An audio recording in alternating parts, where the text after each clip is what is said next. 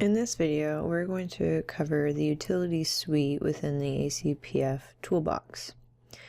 The utilities have been developed so that you can be taken step by step through a database building process.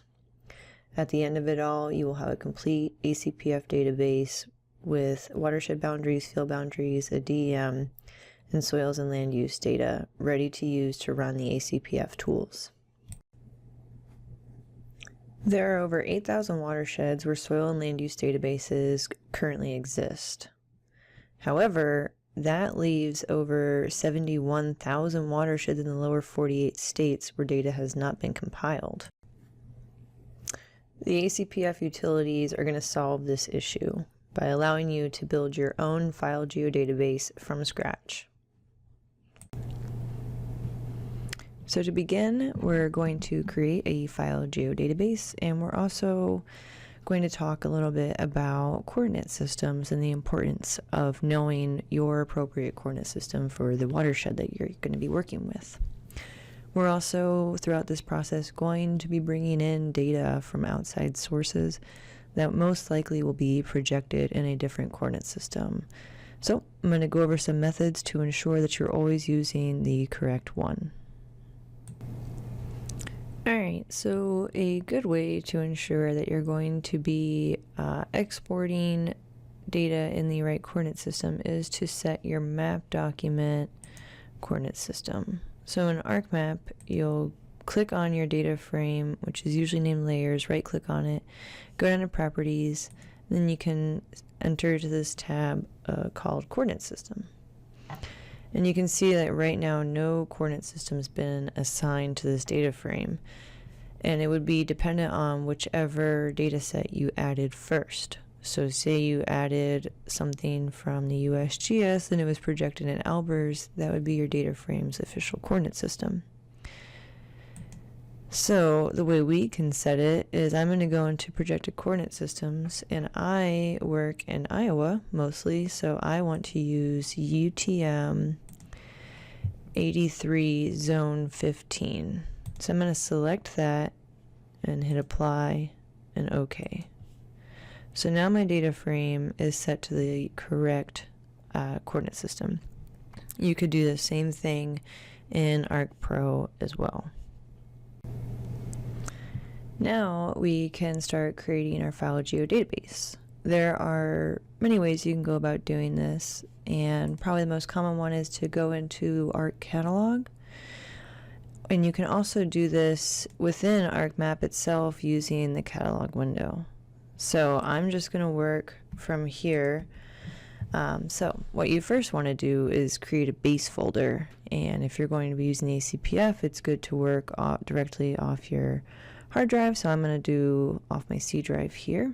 I'm going to right click here, hit new folder, and I'm just going to name this folder ACPF followed by my 12-digit HUC ID.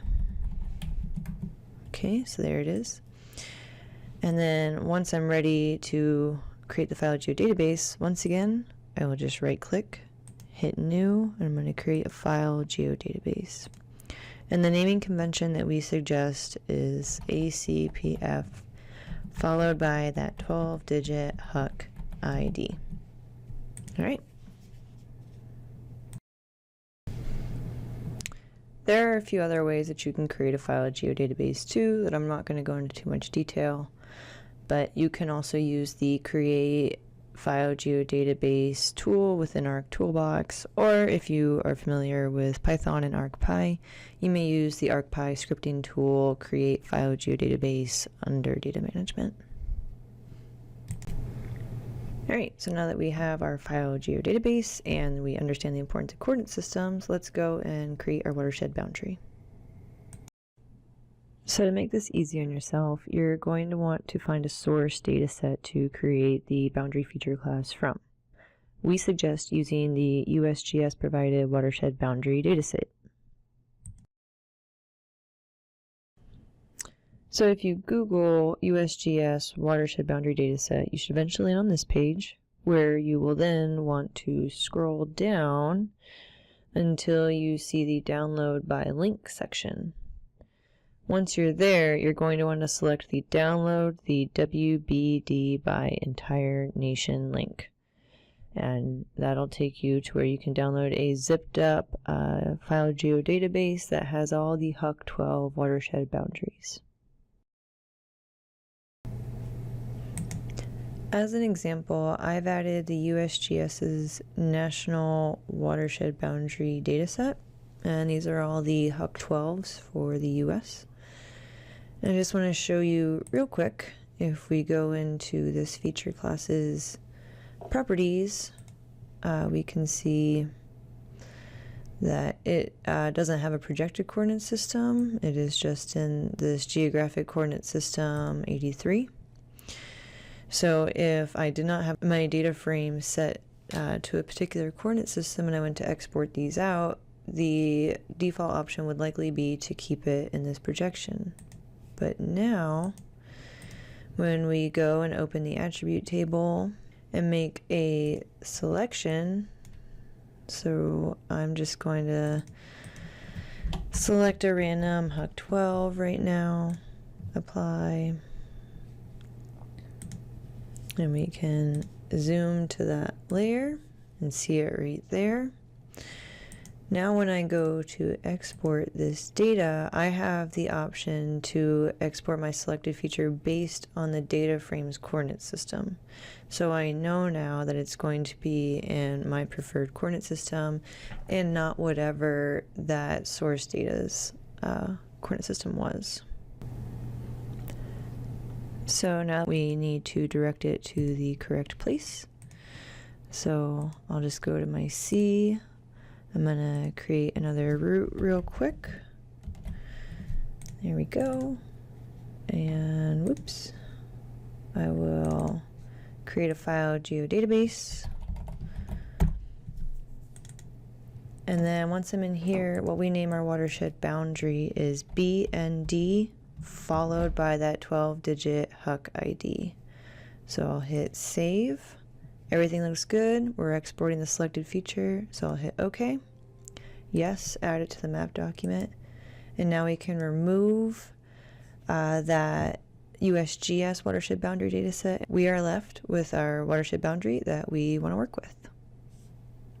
Similarly, in Pro, if I go through the same process of adding that dataset, I've already set my data frame's coordinate system to my UTM 15. And I've applied this selection. Now when I go to export this feature and I come up to the copy feature tool, I just need to make sure that I go to my environments tab, drop this down and choose current map for my coordinate system, and we can see that it is respecting that setting. So you want to make sure that the watershed boundary that you just exported is in the correct coordinate system. If you did not set your map document coordinate system beforehand, or you just forgot to select that little dot, it's going to be in some generic geographic coordinate system. So choose one. You can feel free to use the UTM and set your correct zone or another projected coordinate system, but just make sure you do set the correct one that you need for your watershed boundary before you move on. Alright, so now it is time to create the field boundary feature class, and there are two methods that you can use. You can either use an existing source field boundary data set, and this can be CLUs or polygons from your local assessor office. These will likely require editing, or you may use a new feature class that you will create and then digitize each field. The field boundaries within the existing ACPF geodatabases were generated from the FSA Common Land Unit datasets, that's the CLUs, and this was pre the 2008 Farm Bill. So for this first method, I'm going to show how you would create field boundaries based on an existing source data like that CLU dataset. So first off, you need to add that source field boundary dataset to your map document. You need to select the fields that intersect the watershed boundary feature class. Use that by using select by location. You'll then right click on that source dataset and go down to data, export data. Again, you want to export selected features and navigate to that file geodatabase, and you're going to want to name this FB followed by the 12-digit HUC ID _edit. This will be the feature class that you'll be editing in the future. Alright, once that looks good, you hit OK and export it to your map document. And then you can remove that source data set, and there are your field boundaries. If you're creating the feature class from scratch, it's not a problem. Navigate to your file geodatabase, right click, hit new, and select feature class. Again, you're going to want to name this FB, followed by the 12-digit HUC ID, then followed by an _edit. The feature class's alias will be the same as the feature class name. Make sure that you're doing a polygon feature, and hit next. Select the appropriate coordinate system, next, next, and then hit finish. Now your feature class has been added. Alright, so now you need to actually digitize these field boundaries. So you'll right click and edit the feature and select start editing.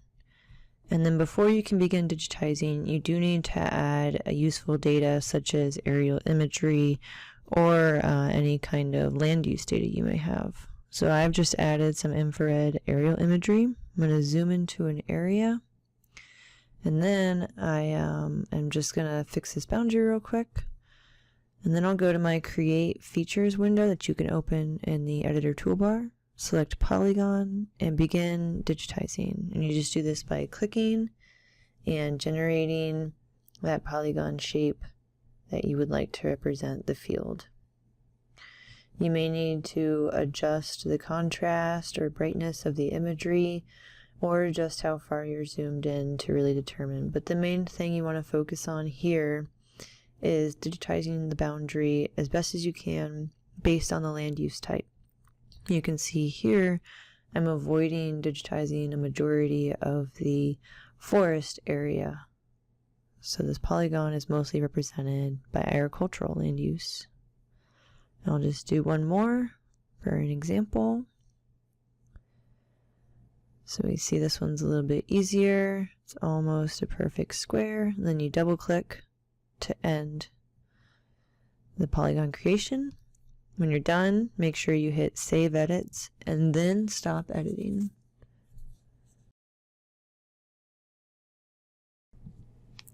So now we're able to create our buffered boundary. The buffered boundary is a dataset that is a 1,000 meter buffer around a unioned field boundary and watershed boundary dataset. This buffered boundary will be used as a mask for subsequent soils, land use, and elevation data.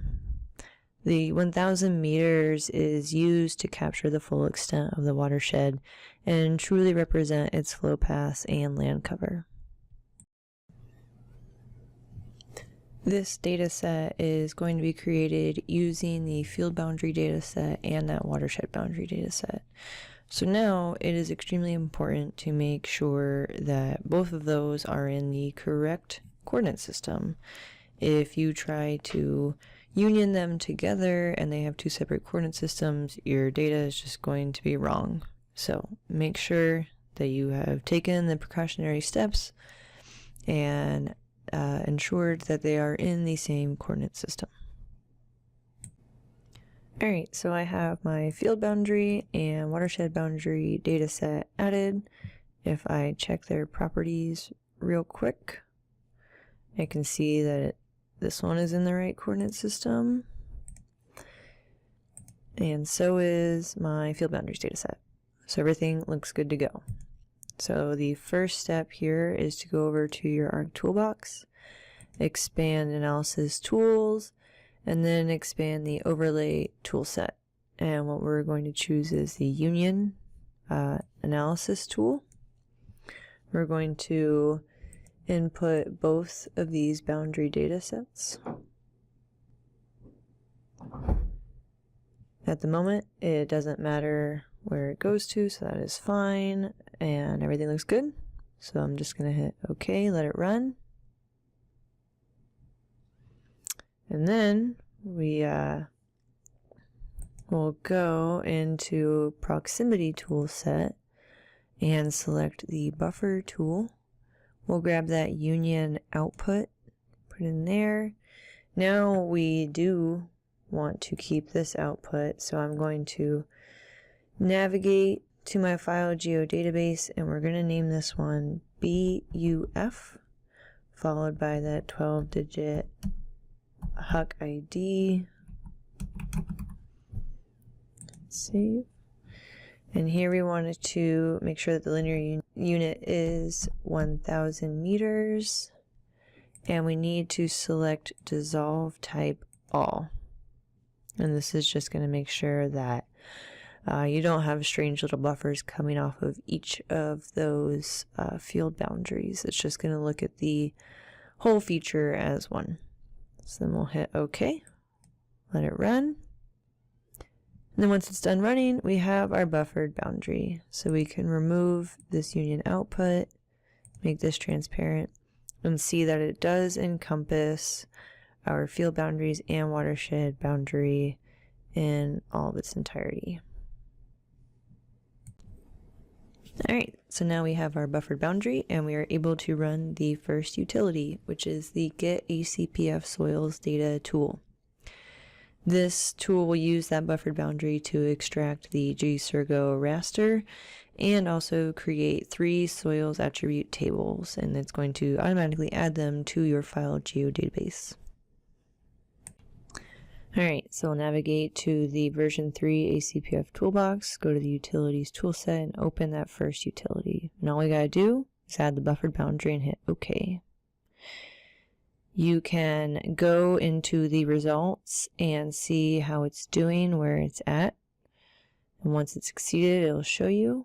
And then to view these data sets, just navigate to your file geodatabase, and you can add that raster and add those tables if you wish to look at the attributes there. Now we can run the second utility, which is the Get NAS CDL by years. And this will also use the buffered boundary to extract land use rasters for each selected year.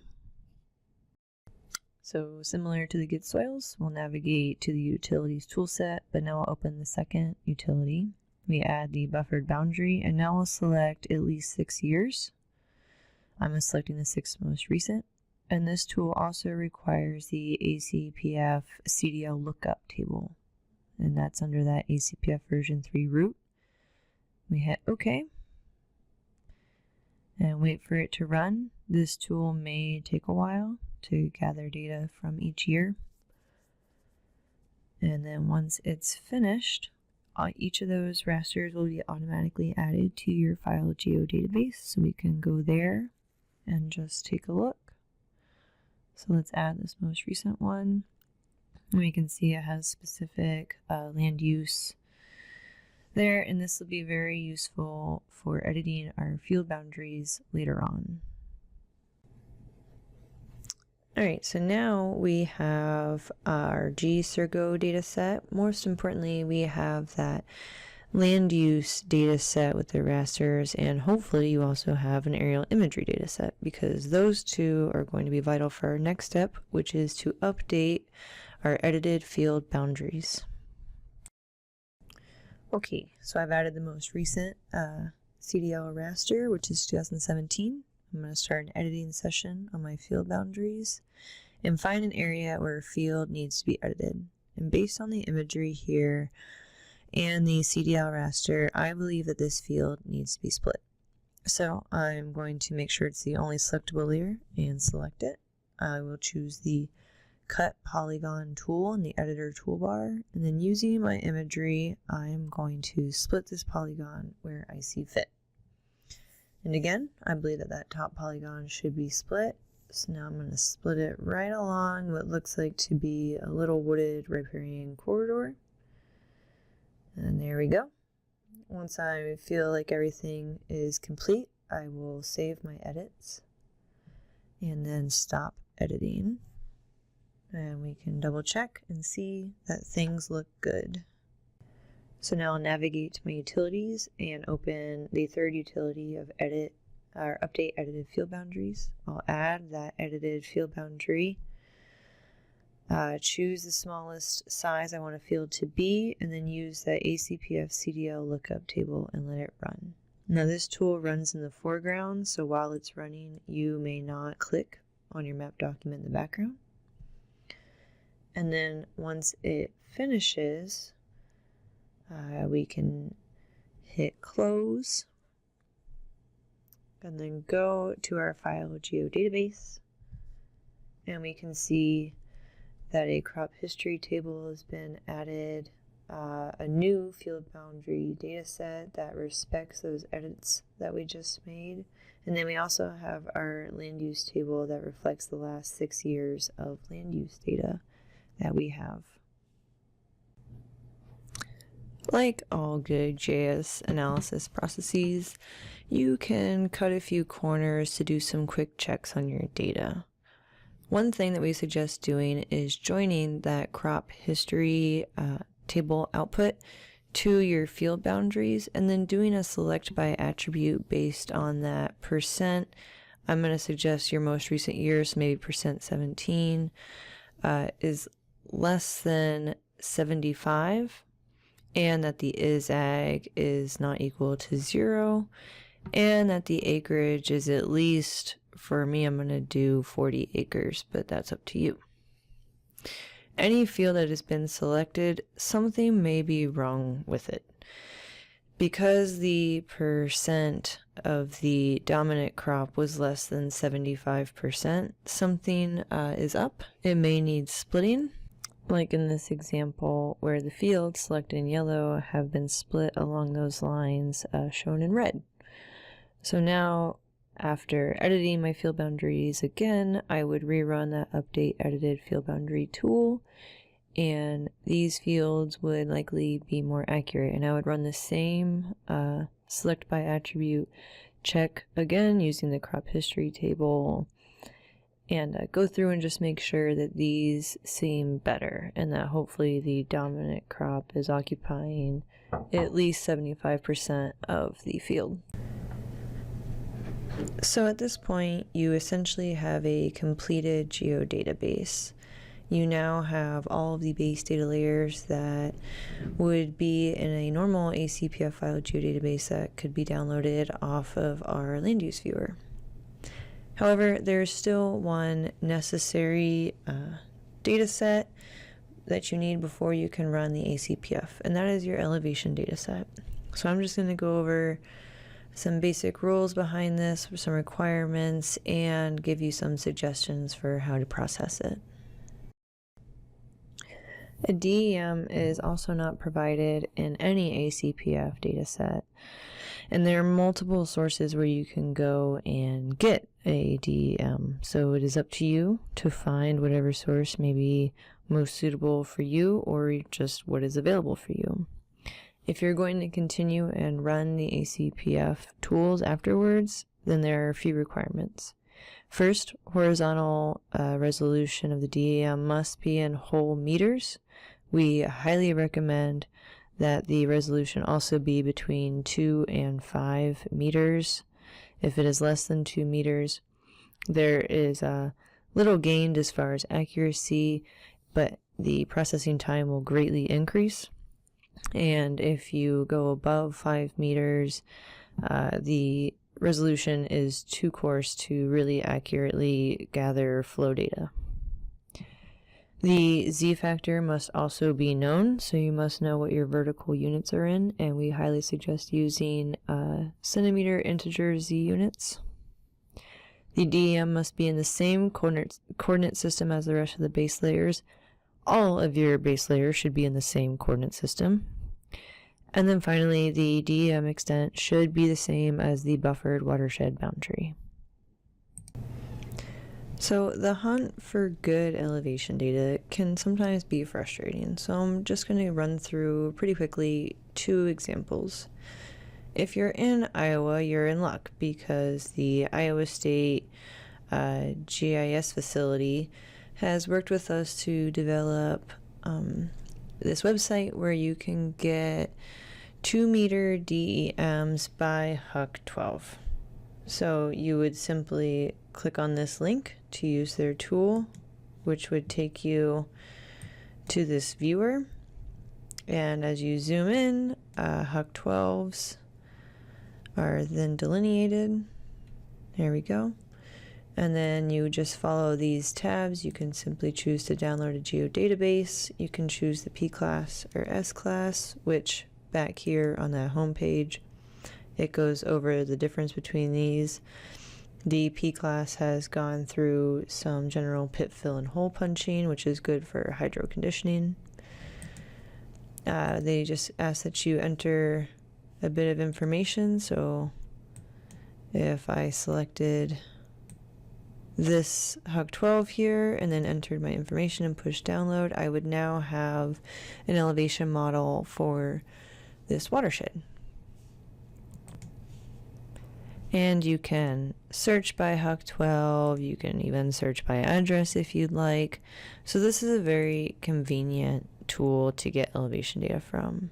It's not always this simple. Here is an example of where I would get a Missouri elevation data set from. They have this website that has, again, a tool where you can go and download a DEM by county. And as you can see from this PDF, not all their counties have DEMs available. Sometimes you'd be working with point clouds still, and some counties simply just are missing data.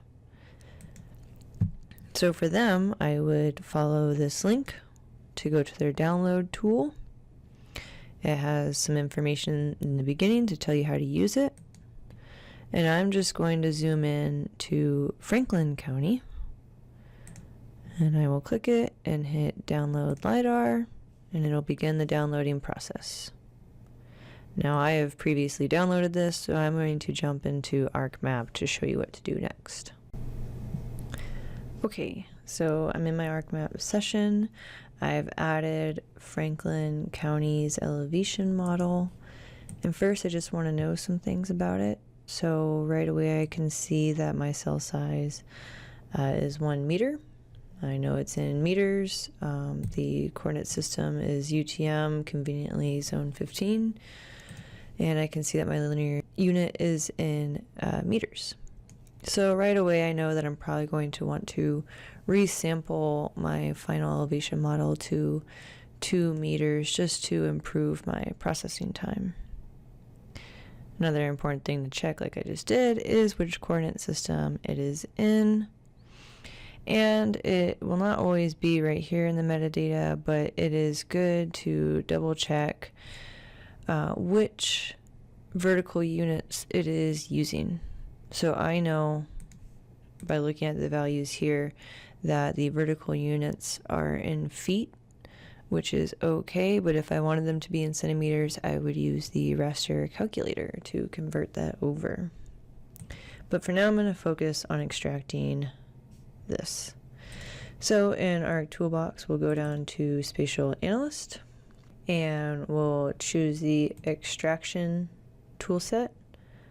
I'll select the Extract by Mask tool, and now we'll just put in this elevation data set. I am going to use this Huck 12 boundary that I got from the National Watershed Boundary data set from USGS, and then I'm going to navigate to my file geodatabase. So I've created one here, and I'm going to name this E for elevation 1 meter, since that's its horizontal resolution at the moment, and then followed by its Huck 12-digit code. Hit save and hit OK and let it run. Alright, and now if we remove this county data set, we can see that we are left with this data set. And another good thing to check is the extent of your DEM. A quick way to do this is to just right click on this and hit zoom to layer. This looks good. If when you do hit zoom to layer and it's still the extent of the county or whatever the original data set was, you're going to want to fix that, and you can rerun that and adjust the environments behind that extract by mass tool. And then briefly, like I mentioned earlier, if I wanted to make this a 2-meter DEM to improve processing time, I would go to the data management toolbox. I would then go down to raster and into raster processing and choose the tool resample. So I would input this data set, make sure it's going to the correct place, and I'm going to make it 2 meters, so I'm going to change this to E2M followed by the HUC12 code. The output cell size I want to be 2 in both directions, and then the resampling technique.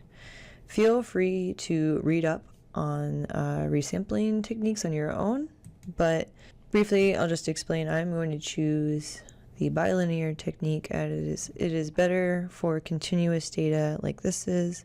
Nearest neighbor is more preferred for discrete data, say like land use classification, so that may not be most appropriate here.